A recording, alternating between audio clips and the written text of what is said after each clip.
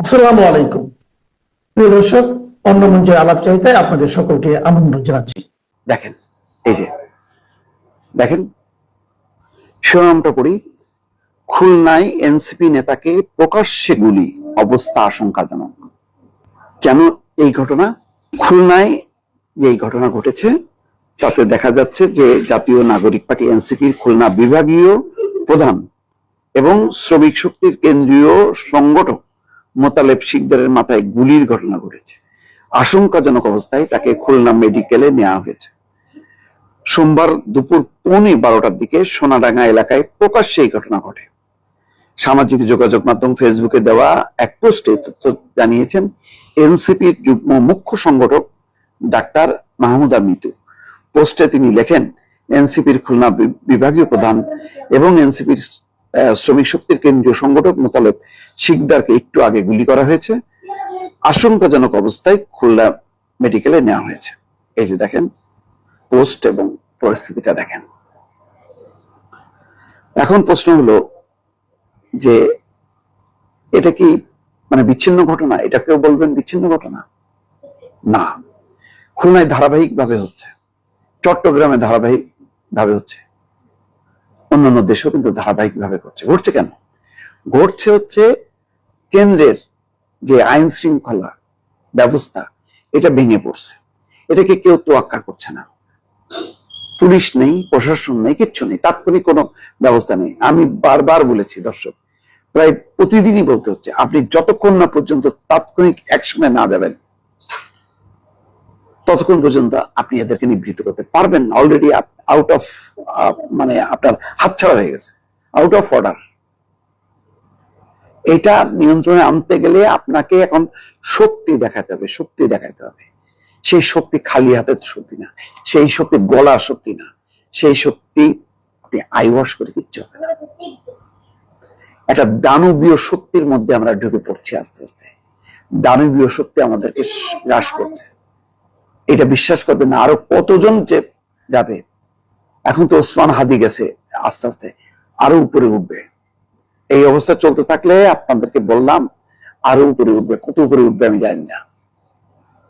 মনে করছেন যে আমি হুমকি দিচ্ছি? না, আমি মানে সন্তুষ্ট একটা পরিস্থিতি তৈরি করছি না, আমি সতর্ক করছি। কারণ আমি এটা আরো আগে, বেশ কিছুদিন আগে থেকে কিন্তু বলে আসছি, কিন্তু এটা কিন্তু কেউ তোয়াক্কা করছেন না। এইটা হইতে হইতে আজকে একটা দানবীয় আকার ধারণ করছে, নিয়ন্ত্রণের বাইরে চলে গেছে। আজকে খুলনায় হচ্ছে, কালকে চট্টগ্রামে হচ্ছে, কুষ্টিয়ায় হচ্ছে, এখানে ওখানে সমস্ত জায়গায় একটা ক্যান্সারের মতন ছড়ায় গেছে। কাল রাতে দিল্লিতে যে বৈঠকটার কথা বলছিলাম রাতে ভিডিওতে, সেই বৈঠকে আপাতত ঠিক হয়েছে যে দিল্লিতে বাংলাদেশে উপ হাই কমিশনার যারা রয়েছেন তাদের আপাতত ফিরিয়ে আনা হবে। কারণ তাদের উপরে হামলাটা বেশি হচ্ছে জেলায়, দিয়ে ওই মিশনগুলোকে বন্ধ করে দেওয়া হবে।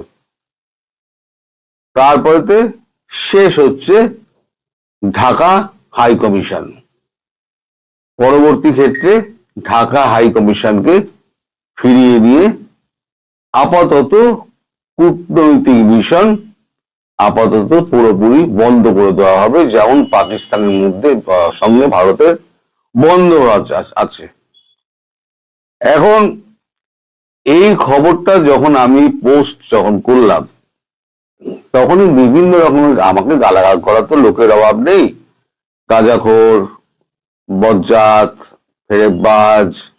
একজন খুব সুমিষ্ট ভাষায় আমায় লিখেছেন, কি পাগলের মতো কথা বলেন মশাই, এই আমাদের পোশাক রপ্তানি শিল্পে আমরা দ্বিতীয় আর ভারতবর্ষ অষ্টম, আর আমরা যা রেমিটেন্স পাই তাতেই আমাদের চলে যাবে। তা আমি যখন উত্তর দিতে গেলাম, দেখলাম পট করে ওটা বেরিয়ে চলে গেল। আমি জানি না উনি পরে ডিলিট করে দিয়েছেন কিনা, আমি উত্তর দেওয়ার সময় পেলাম না, তার নামও দেখতে পাইনি, তাই তাকে আমি ভিডিওতেই উত্তরটা দিচ্ছি যে আমি যেখানে লিখেছি যে বহির্বিশ্ব থেকে বিচ্ছিন্ন হয়ে বাংলাদেশ একা একা কি করে বাঁচবে এবার আমি দেখব। শুধুমাত্র পোশাক শিল্প রপ্তানি করে আর রেমিটেন্স দিয়ে দেশ চলে না। আর পোশাক শিল্প রপ্তানি কোথা দিয়ে হবে? অর্ধেক মানে ম্যাক্সিমাম জায়গাটাই তো ভারতবর্ষ ছিল। খাদ্যশস্য আপনারা স্বয়ংসম্পূর্ণ নন। জল আমাদের উপর নির্ভর করতে হচ্ছে। এই ফেব্রুয়ারি মাসে যদি জল আমরা চুক্তি মানে রিনিউ না করি, আপনারা জল পাবেন না, কারণ ভারতবর্ষ উপরে আপনারা নিচে। এবার বাকি হচ্ছে ব্যবসা বাণিজ্য। আপনার দেশের যা অবস্থা, তাতে কি আপনারা আশা করেন যে আপনার দেশের কারখানাগুলো আবার পুনরায় খুলবে? বিদেশি বিনিয়োগ ছেড়ে দিন, দেশের বিনিয়োগ কি আপনারা আবার সুনিশ্চিত করতে পারবেন? পারবেন না। খাদ্য সংকট দেখা দেবে, অর্থ সংকট দেখা দেবে, জল সংকট দেখা দেবে, বিদ্যুৎ সংকট দেখা দেবে। একের পর এক যখন ঘাড়ের ওপর পড়বে, তখন কে মূর্খ আর কে বুদ্ধিমান তখন কিন্তু পরিষ্কার হিসেব হয়ে যাবে। শুধুমাত্র পোশাক শিল্প রপ্তানি করে বিশ্ব চালানো বা দেশ চালানো যায় না। তাহলে পরে আমেরিকা একা একাই বেঁচে থাকতো। একটা প্রশ্ন উঠেছিল ভারতের সঙ্গে আমেরিকার যখন গন্ডগোল হয়, আমেরিকাকে ছাড়া সারা বিশ্ব বাঁচবে, আমেরিকা কি সারা বিশ্ব ছাড়া বাঁচতে পারবে? রাজনৈতিক ক্ষেত্রে, দেশের ক্ষেত্রে সেই একই ব্যাপার, একে অপরের উপরে নির্ভরশীল। আমরা যে বাংলাদেশের উপরে কিছুটা নির্ভরশীল ছিলাম না তা নয়, আমরা কিছুটা নির্ভরশীল ছিলাম, কিন্তু তুলনায় কম। আমরা যদি 10% হতাম, 90% আপনারা হতেন। আপনারা কি এমন উৎপাদন করেন আমায় বলুন যে ভারতবর্ষ এবং বিশ্বে আপনারা সাপ্লাই করবেন এই পোশাকটা ছাড়া? কি এমন আছে? এবার সি রুট ধরে যদি আপনারা ওই পোশাক সাপ্লাই করেন, তাহলে পরে দামের ক্ষেত্রে আপনাদের যা কম্পিটিটিভ রেট কি আপনারা দিতে পারবেন? দিতে পারবেন না। ফলে এই যে দ্বিতীয় স্থানের গর্ব যেটা করছেন না, দেখবেন একেবারে অন্তিম স্থানে নেমে আসবে, আর বাংলাদেশের পোশাক শিল্পের বাকিটাও ধ্বংস হয়ে যাবে। আপনারা নিজে হাতে ধ্বংস করবেন। তা যাই হোক, ওনার কথার অনেক জবাব দিয়েছি, এবার আসল ঘটনায় আসা যাক। ভারতবর্ষ ঠিক করেছে ধীরে ধীরে ধীরে ধীরে পাকিস্তানের সঙ্গে ভারতের যে সম্পর্ক, বাংলাদেশের সঙ্গে ভারতের সেই সম্পর্কই বজায় থাকবে। শেখ হাসিনা গতকালকে একটা মন্তব্য করেছেন, এই নাইকি দিয়ে একটা সাক্ষাৎকার দিয়েছেন। সেখানে তিনি বলেছেন যে এই সমস্ত কিছুর জন্য দায়ী হচ্ছে ইউনূস সরকার। তিনি জেনে বুঝে সমস্ত কিছু সন্ত্রাসবাদীদের জেল থেকে ছেড়ে দিয়েছেন এবং সন্ত্রাসবাদীদের হাতে দেশটাকে তুলে দিয়েছেন। ভারতবর্ষ বন্ধু দেশ, 15 বছর আমরা বন্ধু ছিলাম, আবার আমি যখন ফিরে যাব তখন নিশ্চয়ই আমার সঙ্গে ভারতবর্ষের সম্পর্ক আবার সুস্থির হয়ে যাবে। অবশ্যই হবে। যে কোনো গভর্নমেন্ট এলে তার সঙ্গে ভারতবর্ষ কাজ করতে, শুধু আওয়ামী লীগ নয়, নির্বাচিত সরকার যদি জামাত না আসে, নির্বাচিত সরকার এলে ভারতবর্ষ কাজ করবে।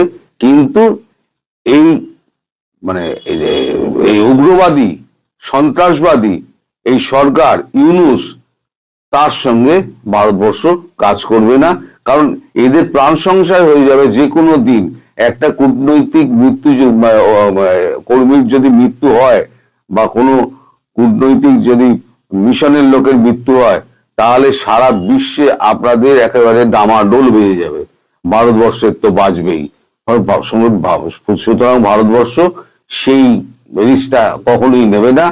তার আগে সবাইকে ফিরিয়ে নেবে, দিয়ে তাড়াতাড়ি বন্ধ করে দাও, তুমি তোমার মতো থাকো, আমি আমার মতো থাকি।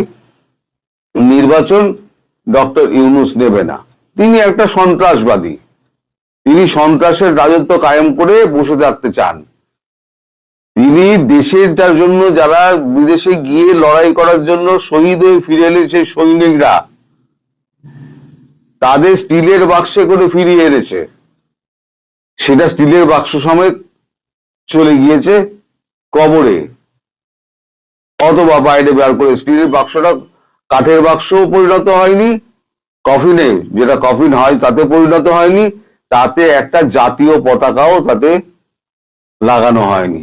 শ্রদ্ধা এমনই, সেখানে সরকার প্রধান উপস্থিত হলেন না। উপস্থিত হলেন কোথায়? হাদির ওখানে। হাদির ওখানে মাথায় একটা টুপি দিয়ে জব্বা পরে তিনি ওখানে কিন্তু উপস্থিত হলেন। সুতরাং এই সরকারের যে প্রধান মোহাম্মদ ইউনূস, তিনি কি চাইছেন সেটা কিন্তু পৃথিবীর মানুষ জেনে গিয়েছে। বিশেষ করে আমেরিকা বুঝে গিয়েছে যে এ হাতের বাইরে চলে গিয়েছে গেম। এখন আমেরিকার দুটো আপনার ড্রিল হওয়ার কথা ছিল। একটা ড্রিল হওয়ার কথা ছিল ইউএস আর্মি আর বাংলাদেশ আর্মির মধ্যে শীতকালীন একটা ঠাকুরগাঁওতে 26-27 একটা ড্রিল হওয়ার কথা ছিল, সেটা জয়েন্ট ড্রিল, সেটা ক্যান্সেল হয়ে গিয়েছে। আর ইউএস নৌবাহিনী আর বাংলাদেশ নৌবাহিনীর মধ্যে চাঁদপুর এবং মেঘনা নদীর ওপরে যে মহড়াটা হওয়ার কথা ছিল, সেই মহড়াটাও বন্ধ হয়ে গেছে। ইউএস বুঝতে পেরে গেছে যে এ রুগী আইসিইউতে চলে গেছে, এই রুগীর ওপরে আর শ্বাসযন্ত্র, নকল শ্বাসযন্ত্র দিয়ে, বহিঃশ্বাসযন্ত্র দিয়ে একে আর বাঁচানো যাবে না। এ সিরিয়ায় চলে গেছে, একে আর ফেরানো যাবে না। গেম হাতের বাইরে চলে গেছে। তো এখন ভারতবর্ষ যেমন পাকিস্তানের সঙ্গে লড়াই করে, তেমনি লড়াই করবে। যদি আমাদের এখানে কিছু হয় তাহলে লড়াই করবে। আর কূটনৈতিক মিশন যদি বন্ধ হয়ে যায়, তাহলে এমনি খাদ্যপণ্য, জল সরবরাহ থেকে আরম্ভ করে, বিদ্যুৎ সরবরাহ থেকে আরম্ভ করে সমস্ত বিচ্ছিন্ন হয়ে যাবে। কারণ একটা দেশের সঙ্গে সম্পর্কই বিচ্ছিন্ন হয়ে গেল, তাহলে তাকে আর পাঠানোর কি দরকার? সে পয়সা দিলেও তাকে পাঠানো হবে না। পাকিস্তান পয়সা দিতে চায়, পাকিস্তান সম্পর্ক স্থাপন করতে চায়, ভারত করে না। ভারতের ইচ্ছের ব্যাপার, ভারত তখন করবে না। এবারে একা একা বাঁচুন। ভারত বিরোধিতা তো, ওই যে বলি, মাঝে মাঝে বলি না, ফাঁকা পেট আর ফাঁকা পকেট অনেক কিছু শিখিয়ে দেয়। যাও, ঠিক আছে, এবার যখন বন্ধ হবে তখন বন্ধ হবে। আপাতত এই সিদ্ধান্ত হয়েছে, তারপর ধীরে ধীরে আগে উপ হাই কমিশনাররা ফিরে আসবে, তারপর আমাদের হাই কমিশনার বাংলাদেশ থেকে তিনিও ফিরে আসবেন। এখন শুধু সময়ের অপেক্ষা, আপনারা দেখতে থাকুন। এবার আপনাদের বাংলাদেশের কিছু কথায় আসি। সেটা হচ্ছে আপনাদের জাহাঙ্গীর আলম, যিনি স্বরাষ্ট্র উপদেষ্টা, তিনি পদত্যাগ করেছেন। গতকাল রাতে তিনি পদত্যাগ করেছেন। তিনি তার ঘনিষ্ঠ মহলে বলেছেন যে মৌলবাদীদের এই যে চরম আচরণ তিনি আর বরদাস্ত করতে পারছেন না, ফলে তিনি পদত্যাগ করেছেন। তিনি আর একটা এতে রয়েছেন, পদে রয়েছে, সেটা হচ্ছে কৃষি উপদেষ্টা, সেটা থেকে কিন্তু উনি পদত্যাগ করেননি। আর স্বরাষ্ট্র সচিবের আপনার এতে স্বরাষ্ট্র মন্ত্রণালয়ে স্পেশাল অ্যাসিস্ট্যান্ট করা হয়েছে জসিমউদ্দিন রহমানের আত্মীয় খোদাবক্স চৌধুরী। জসিমউদ্দিন রহমানিকে আপনারা নিশ্চয়ই চেনেন। তার আত্মীয় খোদাবক্স চৌধুরী, তাকে মানে বেছে বেছে, একেবারে সন্ত্রাসবাদীদের বেছে বেছে আনা হচ্ছে। খোদাবক্স চৌধুরীকে স্পেশাল অ্যাসিস্ট্যান্ট হিসেবে নিয়োগ করা হয়েছে। ধর্মমন্ত্রী ফারুকি আজম, তিনি এখন থেকে স্বরাষ্ট্র মন্ত্রক দেখবেন। আর এ থাকছেন জাহাঙ্গীর আলম, দেখবেন না, এখন স্বরাষ্ট্র মন্ত্রক দেখবেন ফারুকি আলম। ইউএস আবার একটা অ্যাডভাইজারি জারি করেছে, বলেছে সাড়ে আটটা, আজকে সকালবেলা 8:30 নাগাদ একটা অ্যাডভাইজারি জারি করেছে। যারা ওখানে স্বল্প সময়ের জন্য গিয়েছেন তারা দ্রুত সময়ের মধ্যে ফিরে আসুন। আর যারা দীর্ঘ সময়ের জন্য ওখানে কাজে আছেন তাদের ম্যাক্সিমাম আমরা ফিরিয়ে দিয়েছি। যারা খুব প্রয়োজনে রয়েছেন তারা নেহাত কাজ ছাড়া ঘরের বাইরে বার হবেন না।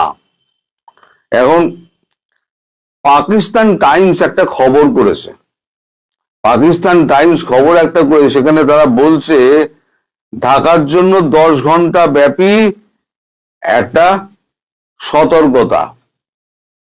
পাকিস্তান টাইমস, আমি খবরটা পড়িনি, কিন্তু আমায় একজন পড়ে জানালেন যে এই ব্যাপার। পাকিস্তান টাইমস, তারা পর্যন্ত ডনের পরেই যা স্থান, ডন হচ্ছে প্রথম পাকিস্তানে, তারপরেই হচ্ছে পাকিস্তান টাইমস। তো পাকিস্তান টাইমস যখন খবরটা করছে তখন দায়িত্ব নিয়ে হয়তো খবর করছে। আগামী 10 ঘন্টার মধ্যে কি হবে না হবে তা আমি জানি না, পাকিস্তান টাইমস লিখেছে এইটা। এখন দেখা যাক সামনে কি হয়। আমি তো গাঁজাবাজ গুলিবাজ যা পারি আমি বলে দিই, এবার যখন এক এক করে সত্যি প্রমাণিত হবে তখন ভুক্তভোগী কি হবে? এই গাঁজাবাজ হবে না, এই কি বলে গাঁজাখোর হবে না, মিথ্যেবাদীও হবে না, আর বেকুবও হবে না। হবেন কে? আপনারাই তখন কাড্ডায় পড়বেন। সবাইকে তখন বরাবরের মতো ধন্যবাদ জানিয়ে আমিও বিদায় নেব। আর আপাতত আমি নিঃসন্দেহে সামনে একটা ভয়াবহ এবং সাংঘাতিক চ্যালেঞ্জ আছে তিন পক্ষের। একটা হলো সরকার, এই বাংলাদেশ সরকার, এখন ডক্টর ইউনূসের নেতৃত্বাধীন এই ব্যর্থ সরকার, যে সরকার বাংলাদেশ চালাতে সম্পূর্ণ ব্যর্থতার পরিচয় দিয়েছে। আরেকটা হলো বিএনপি, যারা আগামীতে দেশ পরিচালনার দায়িত্ব নিতে মরিয়া এবং অনেকটা প্রস্তুত। আরেকটা হচ্ছে জামাত ইসলামী, এনসিপি, তারা এই গ্রুপটা, জামাত ইসলামী, এনসিপি এবং সেখানে সরকারের কিছুটা যোগাযোগ আছে। এই তিন পক্ষের জন্য খুবই খুবই মরণপণ যুদ্ধ হবে জাতীয় নির্বাচনে।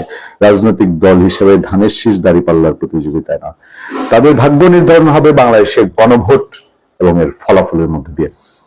গণভোটে যদি হাঁ জিতে তাহলে বিএনপির বিপদ, মহাবিপদ। সেই হাঁকে বাস্তবায়ন করতে গিয়ে আর গণভোটে যদি না জিতে, একেবারে আমরা সোজা বাংলায় বলি না, কুত্তা পাগল হয়ে যাওয়া এই সরকার, জামাত ইসলামী, এনসিপি, যারা বলছে আগামীতে দেশ পরিচালিত হবে জুলাই সনদের ভিত্তিতে, সেই জুলাই সনদ যখন দেখবে মুখ থুপড়ে পড়েছে তখন তারা আর কোনো কোন কেনা ঠেকাতে হবে না।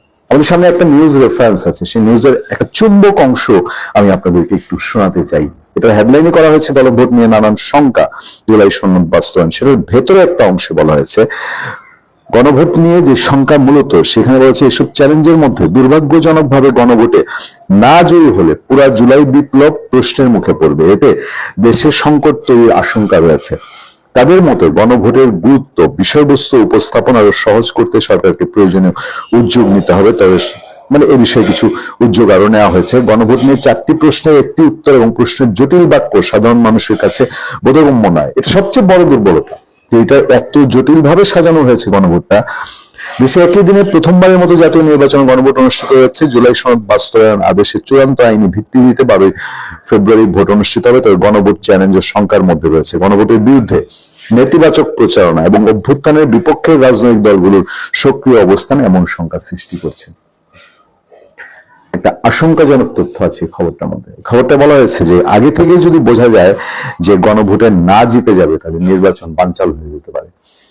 গণভোটে হ্যাঁ জেতা নিশ্চিত না হলে টোটাল নির্বাচনটাই বানচাল হয়ে যেতে পারে। চারদিকে প্রচন্ড আলাপ আলোচনা আছে। ধরেন বিএনপি জিতলো, না জিতে গেল গণভোটে, তাহলে এই সরকারের অবস্থা কি হবে, জামাত ইসলামের অবস্থা কি হবে? বিএনপি কিছু আসে যায় না। তখন তারা যার পর নাই বিএনপির পেছনে উঠে পড়ে লাগবে এবং বিএনপিকে স্বস্তিতে দেশ চালাতে হবে না। সরকার ক্ষমতা হস্তান্তরটাই ঠিক মতো হয় কিনা সেটাই তো শঙ্কার বিষয়। একটা সাধারণ হিসাবে তো বলাই যায় যে আওয়ামী লীগ সমর্থক ভোটার যারা, তারা ভোট দিবে নাতে। বিএনপি যদি কিছু নাও বলে, তার ম্যাক্সিমাম ভোটার নাতে ভোট দিবে। আর একটা বড় অংশ ভোটার এই হা না বুঝবেই না। ভোটকে গিয়ে আপনি এমসিকিউ পরীক্ষা দিবেন 4 প্রশ্নের, কত সময় করি। তারপরে আছে কোন সেন্টারে যদি গন্ডগোল হয়, ধরেন সাধারণ নির্বাচনটা নিয়ে, সেই নির্বাচনে গন্ডগোল হলো, তাহলে তো গন্ডগোল হলে নির্বাচন কেন্দ্রের ভোট স্থগিত হয়ে যাবে। স্থগিত হলে গণভোটের ভোটও স্থগিত হয়ে যাবে। গণভোট নিয়ে গ্যাঞ্জাম লাগবে না, গ্যাঞ্জাম লাগবে ধরেন প্রার্থীদের মধ্যে, সমর্থকদের মধ্যে, সেটার প্রভাবে গণভোটের প্রভাব পড়বে। এই যখন সিচুয়েশন, তখন সরকার কোটি কোটি টাকা ঢালছে সচেতনতা তৈরির জন্য, এটাকে সহজ করার জন্য। কিন্তু আলটিমেটলি কি বিষয়টা এত সহজ নাকি ডক্টর ইউনূস এই গণভোটের মধ্যে দিয়ে আরেক অগ্নি পরীক্ষার পথে, আগুন নিয়ে খেলা করার পথে? এবং যারা খুব সহজে ভাবছেন যে বাংলাদেশ 12 ফেব্রুয়ারি একটা নির্বাচনের মধ্যে দিয়ে আরেকটা খুব মুসলিম স্মুথ ফুল সজ্জায় পাড়া দিতে যাচ্ছে, তাদেরকে জানিয়ে রাখি যতটা সহজ ভাবছেন ততটা সহজ না। তারেক রহমান দেশে আসছেন কার ইশারায়? আদৌ কি আসতে পারবেন? আজকে সোমবার 22 ডিসেম্বর আপনাদের সামনে কথা বলছি। মাঝখানে 2 দিন 23 এবং 24, একদিন পরেই 24 তারিখ সন্ধেবেলা লন্ডন থেকে তিনি বাংলাদেশের উদ্দেশ্যে রওনা দেবেন এবং 25শে ডিসেম্বর দেশে এসে পৌঁছাবেন। সবকিছু মিলে চারিদিকে যে সাত রব যে আয়োজন চলছে, তাতে এখনো পর্যন্ত মনে হচ্ছে যে তারেক রহমান আসছেন। কিন্তু এখনো পর্যন্ত প্রশ্ন করতে চাই, আদৌ কি তারেক রহমান আসতে পারবেন? কারণ নেপথ্যে পর্দার আড়ালে নানা রকম ষড়যন্ত্র চলছে। আজকে হঠাৎ করে তারেক রহমান দেশে আসছেন কেন? গত 1.5 বছরে আসবেন করে আসেননি, কিন্তু এখন কেন আসছেন? এমনকি কদিন আগে তারেক রহমানের মা বিএনপির চেয়ারপারসন বেগম খালেদা জিয়া হাসপাতালে যখন মুমূর্ষু অবস্থায়, সংজ্ঞাহীন অবস্থায়, ঠিক তখনও তারেক রহমান কি ঘোষণা দিয়েছিলেন? গত নভেম্বরে সোশ্যাল মিডিয়ায় তিনি লিখেছিলেন, এখনই দেশে ফেরার বিষয়ে সিদ্ধান্ত নেওয়ার সুযোগ তার জন্য অবারিত ও একক নিয়ন্ত্রণাধীন নয়। অনেকেরই প্রশ্ন, তাহলে মাত্র অর্ধ মাসও পেরোয়নি, অর্ধ মাসের মধ্যে কি এমন ঘটনা ঘটে গেল যে তারেক রহমান দেশে আসছেন?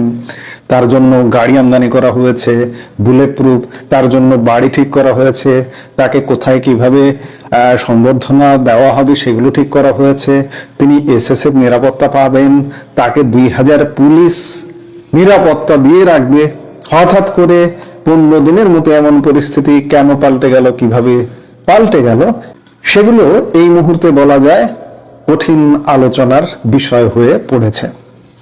কয়েকদিন আগে ভারতের প্রধান বাংলা দৈনিক আনন্দবাজারও একটি স্টোরি করবার প্রয়াস হয়েছে এ বিষয়ে। তারা স্টোরিটির শিরোনাম করেছে যে খালেদা পুত্রের সম্বল নয়াদিল্লির বন্ধুত্ব, মুক্তিযুদ্ধ। এই স্টোরিটা আমরা একটু দেখি, কারণ এটি প্রিন্ট ভার্সনে এবং বাংলাদেশ থেকে এটি সহজে পাঠ করাও যায় না, যার কারণে অনেকেই স্টোরিটা বিস্তারিত জানেন না। তাদের জন্য আমরা স্টোরিটাতে তারা কি বলবার চেষ্টা করেছে আমরা সেটা একটু দেখে নেওয়ার চেষ্টা করি। তারা বলছে, মুক্তিযুদ্ধ এবং ভারতকে পুঁজি করে প্রায় 1.5 যুগ পরে দেশের মাটিতে পা রাখতে চলেছেন খালেদা জিয়া পুত্র তথা বিএনপির ভারপ্রাপ্ত চেয়ারম্যান তারেক রহমান, এমনটাই মনে করছে কূটনৈতিক শিবির।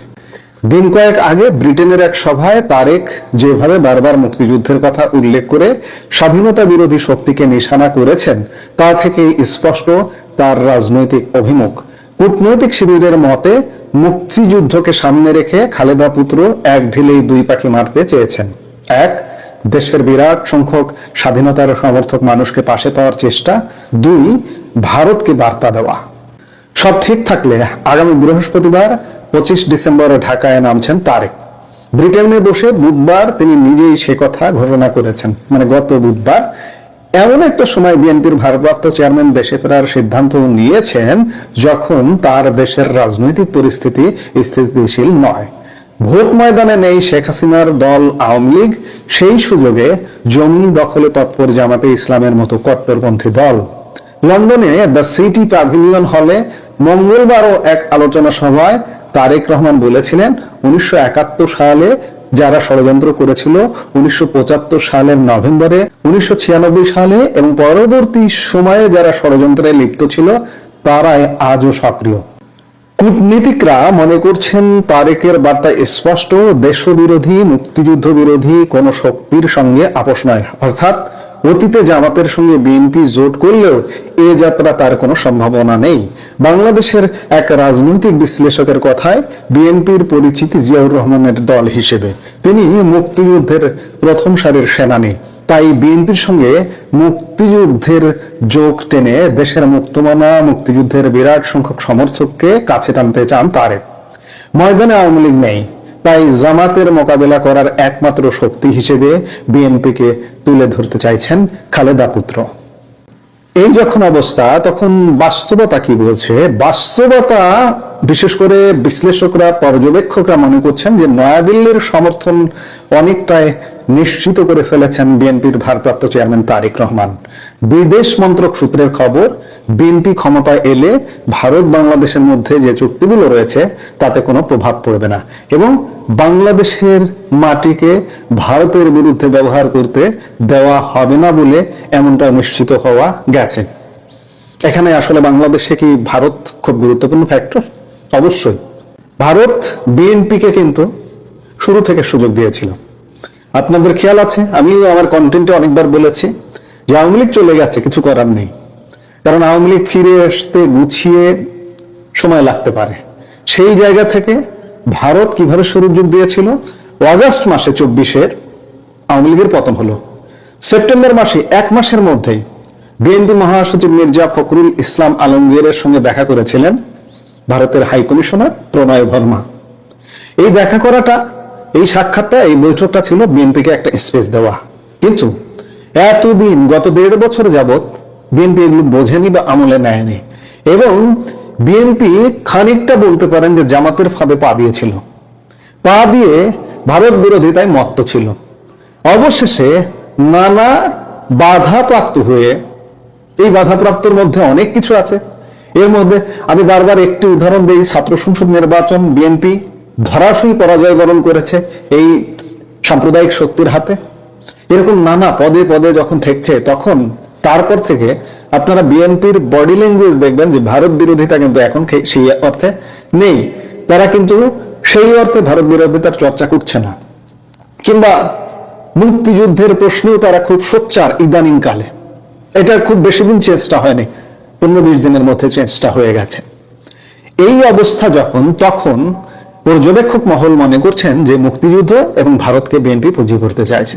আরেকটি জিনিস যে ভারত গত 1.5 বছর যাবৎ দেখেছে যে আওয়ামী লীগ, সদ্য পতিত আওয়ামী লীগকে খুব সহসায় ক্ষমতায় ফেরানো বা রাজনীতিতে ফেরানো এখন অনেকটা কঠিন, কিন্তু বাংলাদেশকে তো হাতছাড়া করা যাবে না। গত বৃহস্পতিবার ভারতীয় সংসদে একটি রিপোর্ট, পররাষ্ট্র মন্ত্রণালয় বিষয়ক সংসদীয় স্থায়ী কমিটি, শশী থারুরের নেতৃত্বাধীন যে স্থায়ী কমিটি, সেটিও একটি রিপোর্ট দিয়েছে। সেই রিপোর্টেও বলা হয়েছে যে বাংলাদেশকে এমন ভাবে হ্যান্ডেল করতে হবে যাতে ভারতের জন্য বড় ধরনের হুমকি না হয়। ইঙ্গিত আছে, সুস্পষ্ট ইঙ্গিত আছে যে হাতছাড়া করা যাবে না বাংলাদেশকে। বাংলাদেশে যেন কোনো বিদেশি শক্তি এসে এখানে স্থায়ী আসন না গড়ে নিতে পারে। খুব স্বাভাবিকভাবে যে আওয়ামী লীগের সাংগঠনিক অবস্থা একদম ভঙ্গুর, নেই এই মুহূর্তে, কিংবা দেশে দাঁড়াতে পারছে না। সেই আওয়ামী লীগকে নিয়ে ভারত যদি ফাইট করতে চায়, সেটা ভারতের জন্য অনেক কঠিন হবে। বিএনপিকে নিয়ে ফাইট করাটা অনেকটা সহজ। সেই জায়গা থেকে ভারতের পররাষ্ট্র নীতির পরিবর্তন হয়ে থাকতে পারে, আমি বলবো না যে পরিবর্তন হয়ে গেছে, যে আপাতত অন্ততপক্ষে বিএনপি যদি ভারত বিরোধী কর্মকাণ্ড না করে, ভারতের সাথে চুক্তি বাতিল না করে, বাংলাদেশের মাটিকে যদি ভারতের বিরুদ্ধে ব্যবহার করবার সুযোগ না দেয়, বাংলাদেশের মুক্তিযুদ্ধের বিরোধিতা যদি না করে, এবং এই যে সাম্প্রদায়িক শক্তিকে রুখতে হলে প্রয়োজনে যদি বিএনপিকে স্পেস দিতে হয়, স্পেস দেবে। এবং এইগুলো নানা শর্তে। বিএনপিকে স্পেস দেওয়ার অর্থ এই নয় যে আওয়ামী লীগকে বিলুপ্ত করা, আওয়ামী লীগও আছে, এই শর্তের মধ্যে থেকে থাকতে পারে। আমি এইভাবে বলবো না যে আছে, যে শর্তের মধ্যে আছে যে তোমরা ক্ষমতায় আসবা, তোমরা রাষ্ট্র ক্ষমতায় থাকবা, থেকে আওয়ামী লীগও রাজনীতি করবে, সেই স্পেসটা তৈরি করতে হবে, সেই পরিস্থিতিটা তৈরি করতে হবে। আপনারা নিশ্চয়ই খেয়াল করেছেন, গতকালকে এএনআই এর সাক্ষাৎকারে নির্বাসিত প্রধানমন্ত্রী, ইমিডিয়েট পাস্ট প্রধানমন্ত্রী শেখ হাসিনা বলেছেন যে বাংলাদেশে নির্বাচিত সরকার আসলে ভারত বাংলাদেশের এই যে বৈরী সম্পর্ক, এই সম্পর্কটা থাকবে না, সম্পর্কের উন্নতি হবে। কোন নির্বাচিত সরকার? তিনি কি বলেছেন যে আমরা ক্ষমতায় এলে পরিস্থিতি চেঞ্জ হবে? তিনি বলেছেন নির্বাচিত সরকার। তাই বলে সাম্প্রদায়িক বা জামাত সরকার এলে এটা পরিবর্তন হবে, এটাও বলেননি কিন্তু। আর জামাতের কথা যদি বলি, জামাত কিন্তু নানাভাবে লবিস্ট লাগিয়ে, অর্থ কড়ি খরচ করে নানাভাবে তারা প্রতিবেশীর সাথে সম্পর্ক উন্নয়নের চেষ্টা করেছে, কিন্তু শেষ পর্যন্ত পেরে ওঠেনি। যখন তারা পেরে ওঠেনি, তখন তারা দেখছে যে অবস্থা তো খারাপ। এই অবস্থা খারাপ থেকে, এবং তাদের পরিকল্পনা ছিল বাংলাদেশের রাষ্ট্র ক্ষমতায় যে কোনো মূল্যে যেতে হবে, এবং এই যাওয়া থেকে তারা যখন এখন স্বপ্ন ভঙ্গ হওয়ার জোগাড়, তখন বাংলাদেশে সত্যিকার অর্থে বিশৃঙ্খলা তৈরি করবার চেষ্টা করছে, এবং নির্বাচনটা যাতে ভণ্ডুল হয়। এবং শুধু তাই নয়, আমি শুরুতেই বলেছি যে তারেক রহমান মাত্র মাঝখানে 2 দিন, তৃতীয় দিন 25 ডিসেম্বর বৃহস্পতিবার বাংলাদেশে আসবেন, কিন্তু আসতে পারবেন কিনা না আসা পর্যন্ত আমি বলবো না। যদি আসতে পারেন তাহলে তো ভালো, এবং এই মুহূর্তে আসা উচিত, আসা দরকার। তারেক রহমান অতীতে কি করেছেন না করেছেন, অতীতে তার বিরুদ্ধে কি অভিযোগ আছে, সাজাপ্রাপ্ত ছিলেন, এগুলো এই মুহূর্তে বাদ দিতে হবে। এছাড়া বাংলাদেশ বাঁচবে না। বাংলাদেশ দীর্ঘস্থায়ী পরিণতিতে এইভাবে যদি চলতে থাকে তাহলে সাম্প্রদায়িক শক্তি, সোজা কথা জঙ্গি গোষ্ঠীর হাতে ক্ষমতা চলে যাবে। এই জঙ্গি গোষ্ঠী থেকে বাংলাদেশে মানুষও বাঁচতে চাইবে, বিশাল ভারতবাসী বাঁচতে চাইবে, ভারত সরকার বাঁচতে চাইবে। এই জন্য যে পলিসি নেওয়া সেই পলিসিতেই এগুচ্ছে সবকিছু। কিন্তু সত্যিকার অর্থে এখনো পর্যন্ত নেপথ্যে ষড়যন্ত্র আছে। আমি এক কথাই বলবো, এই মুহূর্তে তারেক রহমানের দেশে আসা উচিত এবং একটা নির্বাচন হওয়া উচিত। ক্ষমতায় যেই যাক, বিএনপি যাক, বিএনপির সংখ্যাগরিষ্ঠতা আছে, জনসমর্থন আছে, যদি থেকে থাকে বিএনপি ক্ষমতায় যাক, কিন্তু সাম্প্রদায়িকতা কিংবা ঘৃণা, এই ঘৃণা থেকে মুক্ত হতে হলেও পরিস্থিতি এরকমটা হতে হবে। কিন্তু আসলে কি হবে এই মুহূর্তে বলা কঠিন, কারণ ষড়যন্ত্র নেপথ্যে আছে। এই যে বাংলাদেশকে যারা অস্থির করে, যারা অস্থির করার কারিগর, তারা কিন্তু প্রতিদিন প্রতিক্ষণ ষড়যন্ত্র করে যাচ্ছে, এবং আগামী 2-3 দিনে কি ঘটবে এইটি বলা কঠিন। ষড়যন্ত্র জারি আছে। সবকিছু মিলে আমরা প্রত্যাশা করি যে ভারত শুধু নয়, সবাই, বিএনপি একটি প্রধান রাজনৈতিক দল, সেই দলের নেতা তারেক রহমান, 15 দিন আগেও তার দেশে আসার অনিশ্চয়তা ছিল, কিন্তু নিশ্চয়ই এমন কোন সিগন্যাল আছে যার দরুন তিনি দেশে আসবার একটা পরিস্থিতি তৈরি হয়েছে। এখন দেখার বিষয় যে শেষ পর্যন্ত তারেক রহমান দেশে আসছেন কিনা। যদি না আসেন তাহলে বাংলাদেশের কি হবে।